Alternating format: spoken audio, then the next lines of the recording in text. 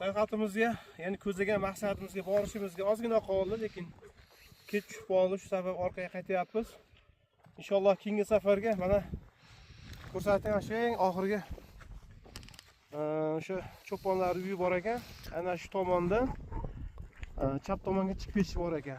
Ana shu tepa tog'. Ana shu tepa tog'da juda chiroyli bir manzarali atmosfera bor ekan. Cho'ponlar yashaydigan joy bor ekan. Qolgan sharoitlar bor ekan. Inshaalloh ana shu joylarga keyingi safar maqsad o'sha ekan. Bugun mana maqsadimizga ozgina bo'lsa ham yetishimizga oz qoldi, lekin kech tushib qolgani uchun orqaga qaytyapmiz. Xudo xolasa may oyida tashrif yuramiz. May oyida mana shu joylar ko'p bo'ladi. Ko'rsatamiz may oyida. Yaxshisi mana shu joylarga chiqib, shu yuqori cho'qqini zabt qilamiz. Yuqori cho'qqilarni. Mana shu tepalarga chiqish maqsadimiz. Tepada echkilar bor, echkilar suvdan ichib, bir tabiiy toza mahsulotlarni ichib, bir dam olib ketish maqsadimiz.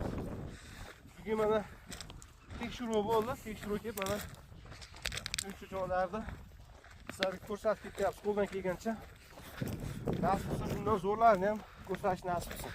Inshaalloh do'stim, obunachilarimiz millionga yetib, Xudo xolasa, o'shalik bronza, oltin degan narsalar bo'ladi-ku. O'shanga yetib olganda do'stim, mana shu teradagi cho'qqi bor, mana shu osmon o'pa cho'qqilar. Xudo xolasa o'shanda o'shalarni uchiga chiqamiz do'stim. Inshaalloh. Inshaalloh.